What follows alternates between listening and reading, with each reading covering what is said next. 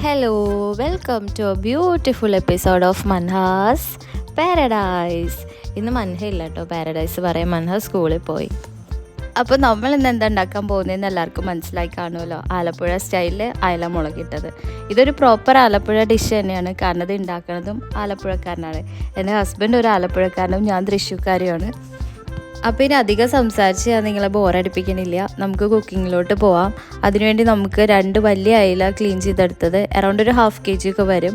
പിന്നെ നമുക്ക് ginger garlic paste വേണം, സ്ലൈസ് ചെയ്ത പച്ചമുളക് വേണം, സ്ലൈസ് ചെയ്ത ഇഞ്ചി വേണം, പിന്നെ കുറച്ച് സ്ലൈസ് ചെയ്ത തക്കാളി, പിന്നെ ചെറിയുള്ളി ഇതുപോലെ ക്ലീൻ ചെയ്ത് വെച്ച്. കട്ട് ചെയ്യേണ്ട ആവശ്യമില്ല കേട്ടോ.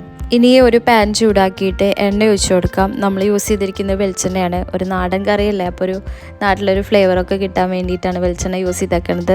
നിങ്ങൾക്ക് ഇഷ്ടമുള്ള ഓയിൽ യൂസ് ചെയ്യാം, അങ്ങനെ പ്രശ്നമൊന്നുമില്ല. അതുപോലെ തന്നെ ജിഞ്ചർ ഗാർലിക് പേസ്റ്റ് ഒക്കെ എടുക്കുമ്പോൾ ഫ്രഷ് ആയിട്ട് അപ്പം തന്നെ അരച്ചെടുക്കാൻ ശ്രമിക്കുക കേട്ടോ. റെഡിമെയ്ഡിനേക്കാൾ ഇതായിരിക്കും കുറച്ചുകൂടെ നല്ലത്, എന്നാലേ കറിക്കൊക്കെ നല്ലൊരു ടേസ്റ്റും ഫ്ലേവറൊക്കെ ഉണ്ടാവുള്ളൂ. എണ്ണ ചൂടായിട്ടുണ്ട്. ഇനി നമുക്ക് കുറച്ച് കടുക് ഇട്ട് കൊടുക്കാം. അറൗണ്ട് ഒരു 1/4 ടീസ്പൂണോളൊക്കെ കടുക് മതിയാവും. പിന്നെ പ്രത്യേകം ശ്രദ്ധിക്കണം, കടുക് എപ്പോഴും പൊട്ടിത്തെറിക്കണം. പൊട്ടിക്കഴിഞ്ഞിട്ട് ബാക്കിയുള്ള ഇൻഗ്രീഡിയൻസ് എല്ലാം ആഡ് ചെയ്യാൻ പാടുള്ളൂ. ഇനി കടുക് പൊട്ടിക്കഴിഞ്ഞാൽ കുറച്ച് ഉലുവ ഇട്ട് കൊടുക്കാം. ഉലുവ ഒരു ചെറിയ ഗോൾഡൻ ബ്രൗൺ ഷെയ്ഡ് ആവുന്നവരെ ഒന്ന് വഴറ്റി കൊടുക്കാം. ഉലുവ മൂത്ത് വരുന്ന സമയത്ത് നമുക്ക് 2-3 ഉണക്കമുളക് കൂടെ കട്ട് ചെയ്ത് ആഡ് ചെയ്ത് കൊടുക്കാം. അതൊന്ന് ചൂടായി വരുന്ന സമയത്ത് നമുക്ക് ഈ ചുവന്നുള്ളിയും കൂടെ ആഡ് ചെയ്ത് കൊടുക്കാം. ഞാൻ ചില സമയത്ത് ചുവന്നുള്ളി എന്നും പറയും, ചില സമയത്ത് ചെറിയുള്ളി എന്നും പറയും. കൺഫ്യൂസ്ഡ് ആവണ്ട, എൻ്റെ നാട്ടിൽ ചുവന്നുള്ളി എന്നാണ് പറയാറ്, പക്ഷേ ആലപ്പുഴ സൈഡിലൊക്കെ കൊച്ചുള്ളി ചെറിയുള്ളി എന്നൊക്കെ പറയാറ്. അതിൻ്റെ ഒരു കൺഫ്യൂഷനാണ്. ഇനി ഈ ഉള്ളി കുറച്ച് നേരം നമുക്ക് സോട്ട് ചെയ്ത് കൊടുക്കാം. ഇതിങ്ങനെ സോട്ട് ചെയ്ത് വരുന്ന സമയത്ത് ഒരു ലൈറ്റ് പിങ്ക് ഷെയ്ഡാവും. ഈ ഷെയ്ഡാവുന്ന സമയത്ത് നമുക്ക് കുറച്ച് ഉപ്പിട്ട് കൊടുക്കാം. ഉപ്പിട്ട് സാധാരണ പെട്ടെന്ന് വാടി കിട്ടും എന്നല്ലേ പറയാറ്, അപ്പോൾ നമ്മൾ ഉപ്പിട്ട് കൊടുത്തു. ഉപ്പിട്ട് കൊടുത്തിട്ട് കുറച്ച് നേരം ഒന്ന് സോട്ട് ചെയ്തിട്ട് ജസ്റ്റ് ഒന്ന് അടച്ച് വയ്ക്കുക. അപ്പോൾ അടച്ച് വെച്ചിട്ട് ഒരു 2-3 മിനിറ്റൊക്കെ അടച്ച് വെക്കുമ്പോൾ ഇത് പെട്ടെന്ന് വാടി കിട്ടും.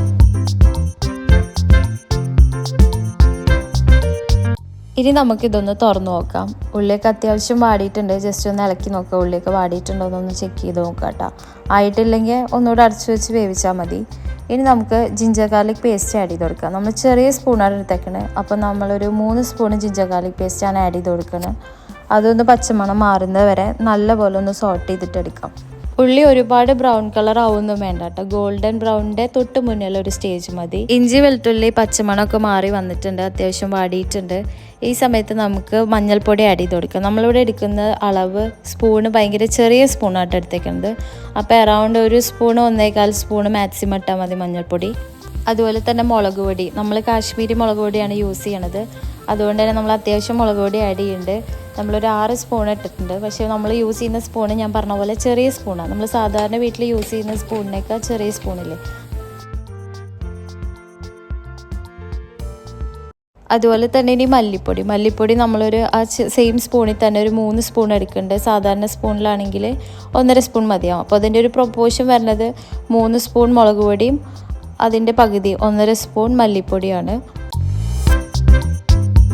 ഇനി പൊടികളൊക്കെ നമുക്ക് നല്ലപോലെ ഒന്ന് മൂപ്പിച്ചെടുക്കാം. ഹൈ ഫ്ലെയിമിലിട്ടിട്ട് കരിച്ച് കളയരുത്, എപ്പോഴും സിമ്മിലിട്ട് നല്ല ടൈം എടുത്ത് ഡാർക്ക് ഷെയ്ഡ് ആവുന്നവരെ ഒന്ന് മൂപ്പിച്ചെടുക്കാം. അത് കഴിഞ്ഞ് നമുക്ക് തക്കാളി ആഡ് ചെയ്ത് കൊടുക്കാം. ഞാനിവിടെ ഒരു 1/2 തക്കാളി എടുത്തിട്ടുള്ളൂ, വലിയ തക്കാളി ആയിരുന്നു. ചെറുതാണെങ്കിൽ നമുക്ക് ഒരു 3/4 ഭാഗമൊക്കെ നീളത്തിൽ കട്ട് ചെയ്തിട്ട് ഇട്ട് കൊടുക്കാം. ഇത് നല്ലപോലെ ഒന്ന് വാട്ടിയെടുക്കാം. കറി വെക്കാൻ തുടങ്ങുന്നതിന് മുന്നേ തന്നെ ഒരു 4-5 പീസ് കുടംപുളി കഴുകിയിട്ട് നല്ല വെള്ളത്തിലിട്ട് വയ്ക്കുക. ഇനി ഈ പൊടി അത്യാവശ്യം വാടി വരുന്ന സമയത്ത് ഈ കുടംപുളിയുടെ വെള്ളമില്ല, അത് കുറച്ച് ആഡ് ചെയ്ത് കൊടുക്കുക. എന്നിട്ടൊന്ന് മിക്സ് ചെയ്തെടുക്കുക. ഇനി നമുക്ക് കറിക്ക് ആവശ്യമുള്ള വെള്ളം ആഡ് ചെയ്ത് കൊടുക്കണം. അത് കുറച്ചായി ആഡ് ചെയ്ത് മിക്സ് ചെയ്തിട്ടാണ് നമ്മൾ ചെയ്യണത്.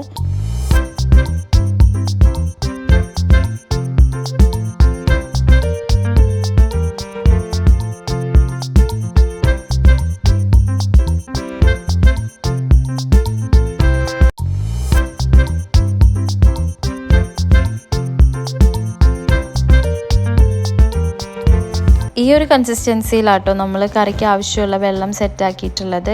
ഇനി ഇത് നമുക്ക് അടച്ച് വെച്ചിട്ടൊന്ന് തിളപ്പിക്കണം. എന്നിട്ടത് അടച്ച് വെച്ച് തിളപ്പിച്ചതിന് ശേഷം ജസ്റ്റ് ഒന്ന് ഓപ്പൺ ആക്കി നോക്കുക. അതൊന്ന് ചെറുതായിട്ട് ഒഴിച്ച വെള്ളം ചെറിയൊരു രീതിയിലൊരു ഭാഗം ഒന്ന് വറ്റി വരണം. വെള്ളം ആയിട്ടില്ലെങ്കിൽ ഒന്നുകൂടെ അടച്ച് വെച്ചിട്ട് നല്ലപോലെ ഒന്ന് തിളപ്പിച്ച് കൊടുക്കാം. കറി നല്ലപോലെ തിളച്ച് വന്നിട്ടുണ്ട്. വെള്ളവും ചെറുതായിട്ടൊന്ന് വറ്റിയിട്ടുണ്ട്. ഇനി നമുക്ക് കട്ട് ചെയ്ത് വെച്ച മീൻ ആഡ് ചെയ്ത് കൊടുക്കാം. മീൻ ആഡ് ചെയ്തതിന് ശേഷം നമ്മൾ നല്ലപോലെ ഒന്ന് മിക്സ് ചെയ്യണം. ഉടയ്ക്കാതെ നല്ല സോഫ്റ്റായിട്ടൊന്ന് മിക്സ് ചെയ്ത് കൊടുക്കുക.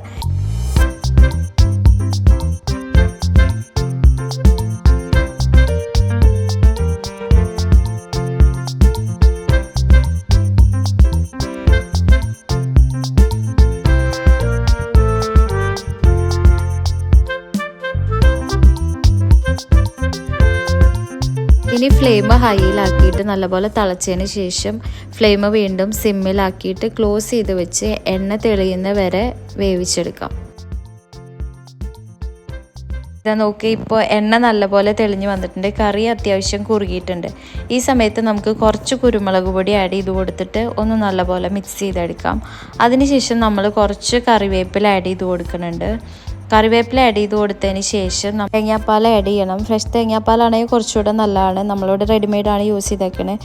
അറൗണ്ട് ഒരു 4 സ്പൂൺ ആഡ് ചെയ്തിട്ടുണ്ട്. തേങ്ങാപ്പാൽ ആഡ് ചെയ്യുന്ന സമയത്ത് ഫ്ലെയിം ഓഫ് ചെയ്യണം കേട്ടോ.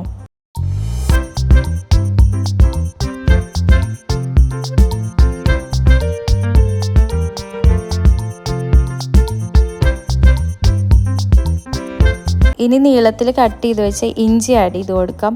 അത് കഴിഞ്ഞ് കട്ട് ചെയ്ത് വെച്ച പച്ചമുളക് ആഡ് ചെയ്ത് കൊടുക്കാം.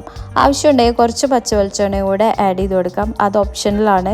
ഇനി കറി നല്ലപോലെ മിക്സ് ചെയ്തിട്ട് ഒന്ന് അടച്ചു വെക്കാം. അത്രയേ ഉള്ളൂ, കറി റെഡിയായി. ഇനി കുറച്ച് നേരം ക്ലോസ് ചെയ്ത് വെക്കണം. എന്നിട്ടൊരു 10 മിനിറ്റൊക്കെ കഴിഞ്ഞിട്ട് തുറന്നു നോക്കി കഴിഞ്ഞാൽ ഈ എണ്ണയെല്ലാം മുകളിൽ തെളിഞ്ഞ് വരും.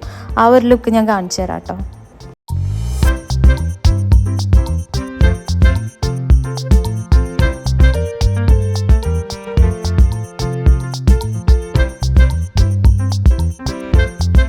അപ്പോൾ ഇതാണ് ഞാൻ പറഞ്ഞ ഫൈനൽ ലുക്ക്. എണ്ണയൊക്കെ മുകളിൽ തെളിഞ്ഞ് വന്നിട്ടുണ്ട്. കുറച്ച് നേരം റെസ്റ്റ് ചെയ്തതിന് ശേഷമാണ് എണ്ണ മുകളിൽ തെളിഞ്ഞ് വന്നത്.